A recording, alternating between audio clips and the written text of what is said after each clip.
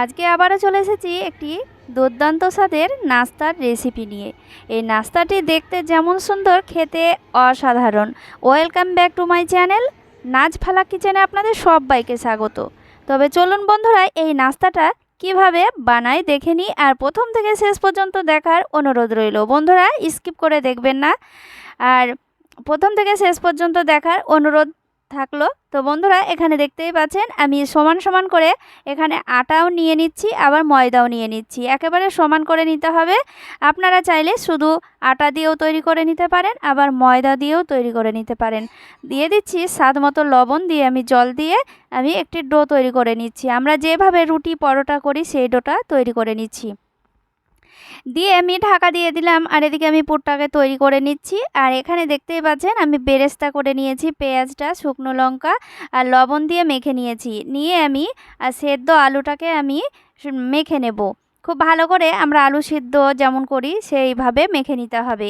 আর এখানে দিয়ে দিচ্ছি অল্প করে ম্যাগি মশলা ছিল, ম্যাগি মশলাটা দিলাম, ফ্লেভারটা খুব সুন্দর আছে। আর দিয়ে দিচ্ছি লঙ্কার গুঁড়ো। তো আপনারা চাইলে লঙ্কার গুঁড়োর বদলে আপনারা দিতে পারেন গোলমরিচের গুঁড়ো। তো এখানে আমি খুব ভালো করে আবারও মেখে নিলাম। এটাকে আমি মেখে নিয়ে সাইডে রেখে দিচ্ছি। আর এখানে সেই ডোটা তৈরি করে রেখেছিলাম, সেই ডোটাকে আমি ছোট ছোট করে লেচি কেটে নিচ্ছি। রুটির মতো তৈরি করে নেব। রুটির মতো লেচি তৈরি করে নিচ্ছি। বেশি বড়ও হবে না, আবার বেশি একেবারে ছোটও হবে না। তো এটাই যথেষ্ট। তো বন্ধুরা দেখতে পাচ্ছেন, এবার রুটি তৈরি করে নেব। এই যে দেখতে পাচ্ছেন রুটিগুলো তৈরি করে নিয়েছি। এইভাবেই রুটিটা তৈরি করে নিতে হবে। বেশি পাতলাও হবে না, একেবারে কাগজের মতোও হবে না, আবার বেশি মোটাও হবে না। তো বন্ধুরা দেখতেই পাচ্ছেন এখানে আমি নিয়ে নিয়েছি একটি ডিম। তো আপনারা ডিমটা কম বেশি করে নিতে পারেন। আর দিয়ে দিচ্ছি লঙ্কার গুঁড়ো, আর দিচ্ছি লবণ। এখানে আপনারা গোলমরিচের গুঁড়ো দিতে পারেন, টেস্টটাও খুব সুন্দর আসে। এটাকে আমি খুব ভালো করে আমি মেখে নিচ্ছি, ডিমটাকে ফেটিয়ে নিচ্ছি। এই যে দেখতে পাচ্ছেন এটাও আমি সাইডে রেখে দিলাম। আর এখানে আমি রুটিটা নিয়ে আমি এখানে দিয়ে দেব। এই যে দেখতেই পাচ্ছেন কতটা পাতলাভাবে আমি বেলে নিয়েছি। আর এখানে দেখতে পাচ্ছেন 1 চামচ মতো আমি টমেটো সসটা দিয়ে দিচ্ছি। টমেটো সসটা দিলে খেতে খুব ভালো লাগে, আর ছোট বাচ্চারা তো সসে খুব লোভ। তো বন্ধুরা দেখতেই পাচ্ছেন আমি এটাকে পুরোটাই সম্পূর্ণটাই রুটিতে লাগিয়ে নিলাম। এরপরে যে মেখে রাখা আলুটা ছিল সেই আলুটাকে আমি সমান করে নিচ্ছি। এই যে দেখতেই পাচ্ছেন আমি কীভাবে দিচ্ছি সেইভাবে দিয়ে দেবেন। এই যে দেখুন আমি এইভাবে আমি দিয়ে দিলাম। এরপরে আমি দিয়ে দেব পেঁয়াজ কুচি, গাজর কুচি আর লঙ্কা কুচি। আর এখানে আপনারা চাইলে শসাও দিতে পারেন। তো আমি এটাকে মেখে রেখেছিলাম হালকা লবণ দিয়ে আর হালকা গোলমরিচ দিয়ে। তো এখানে আমি মেখে রাখা পেঁয়াজ আর গাজর আর লঙ্কাটা দিয়ে আমি অল্প করে ডিম দিয়ে দিলাম। ডিম দিয়ে আমি এইভাবে ভাজ করে নিচ্ছি।